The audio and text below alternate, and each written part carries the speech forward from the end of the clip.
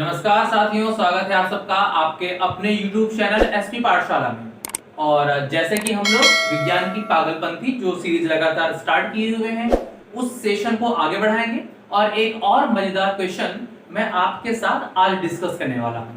आपने देखा होगा कि आपके आसपास एक ऐसी घटना भी होती है जो बहुत लोगों को तो डरा देती है और बहुत सारे लोग समझ नहीं पाते कि आखिर ये जो घटना है वो कैसे घटित हो जाती है।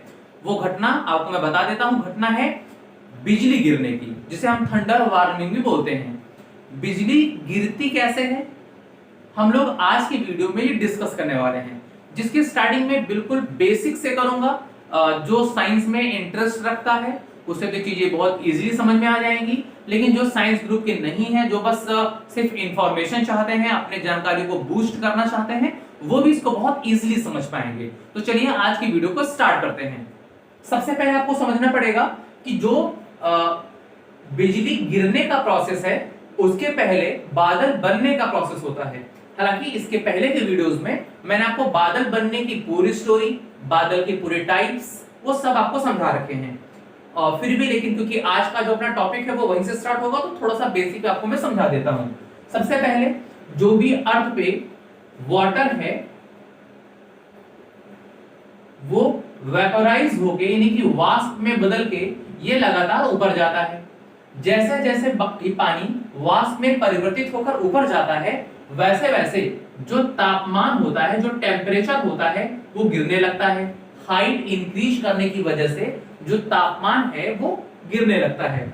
ऐसा होने पर जो पानी वाष्पीकृत होकर ऊपर जा रहा है वो धीरे धीरे ऊपर जब जाएगा तो यहाँ पे वो कंडेंस हो जाएगा। कंडेंस होना मतलब संघनित हो जाना। इसके यहाँ पे छोटे छोटे टुकड़े बन जाएंगे और अब धीरे धीरे ये जो छोटे छोटे टुकड़े हैं वो एक संयुक्त रूप धारण कर लेते हैं, जिसे हम बादल कहते हैं। और ये बादल यहाँ आसमान में स्वतंत्रता पूर्वक जो है वो तैरते रहते हैं। इनको अक्सर आपने आसमान में तैरते हुए देखा होगा। होता क्या है कि जब ये बादल आसमान में तैर रहे होते हैं तो जो वायु के कण होते हैं, जो एयर होती है, वो एयर लगातार इनसे स्ट्राइक कर रही होती है और फ्रिक्शन की वजह से इन बादलों के ऊपर स्टैटिक चार्ज जनरेट हो जाता है। स्टैटिक चार्ज जो कि पॉजिटिव भी हो सकता है और नेगेटिव भी हो सकता है। ये चार्ज इन बादलों के ऊपर जनरेट हो जाते हैं और ऐसे क्योंकि बहुत सारे बादल बन जाते हैं, उन सभी बादलों पे इस वायु के घर्षण के कारण जो स्टैटिक चार्ज यानी कि पॉजिटिव चार्ज या फिर नेगेटिव चार्ज जनरेट हो जाता है। जब ये जनरेट होता है तो चार्ज जो होगा वो अपना एक फील्ड बनाता है, जिसे हम लोग इलेक्ट्रिक फील्ड बोलते हैं। Electric field. अब ये जो इलेक्ट्रिक फील्ड बनी हुई है वो पॉजिटिव चार्ज की वजह से भी हो सकती है और नेगेटिव चार्ज की वजह से भी हो सकती है।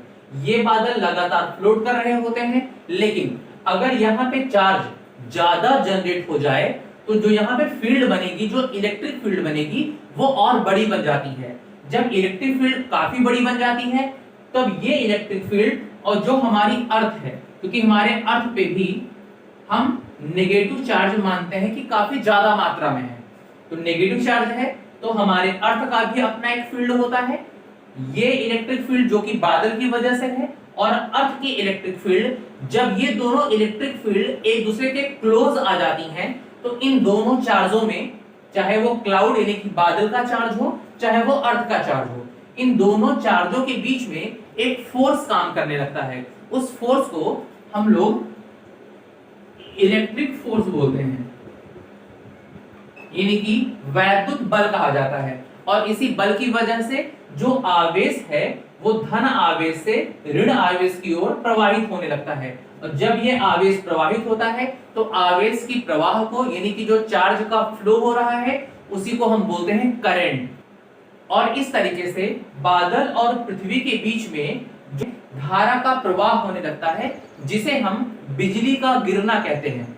ये बिजली इतनी खतरनाक होती है कि आप इसको ऐसे समझिए कि हम अपने घरों में जो बिजली उपयोग में लाते हैं वो 220 वोल्ट की होती है।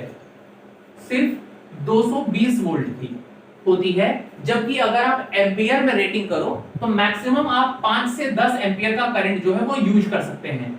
5 से 10 एम्पियर मैक्सिमम करंट हम अपने घरों में यूज कर सकते हैं। लेकिन बादल की घटना में जो बिजली बनती है वो बिजली बहुत ज्यादा वोल्ट की होती है, लगभग कितनी 10 करोड़ वोल्ट की, इतनी ज्यादा बिजली होती है। और अगर मैं एम्पियर में बात करूं तो लगभग 10,000 एम्पियर की बिजली जो है वो क्रिएट होती है। इतनी ज्यादा मात्रा में जो बिजली बनती है उसका उपयोग हम या इस धरती की कोई भी वस्तु नहीं कर सकती।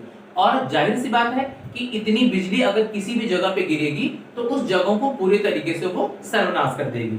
लेकिन फिर भी आपने देखा होगा कि कई सारे लोग अपने घरों को थंडर वार्मिंग से बचाने के लिए प्रोटेक्टिव बनाते हैं। और उसके अलावा भी आपने देखा होगा कि अक्सर जो बिजली है वो पेड़ों पे या तालाबों के आसपास गिरती है। तो पेड़ों पे और तालाबों के आसपास गिरने के पीछे की कहानी क्या है आप उसे भी बहुत आसानी से समझ सकते हैं।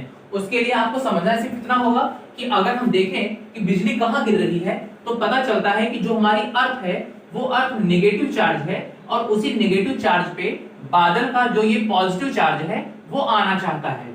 लेकिन अगर आप पृथ्वी से ऊपर यानी कि अगर किसी पेड़ की बात करोगे तो जो भी पेड़ होते हैं वो पेड़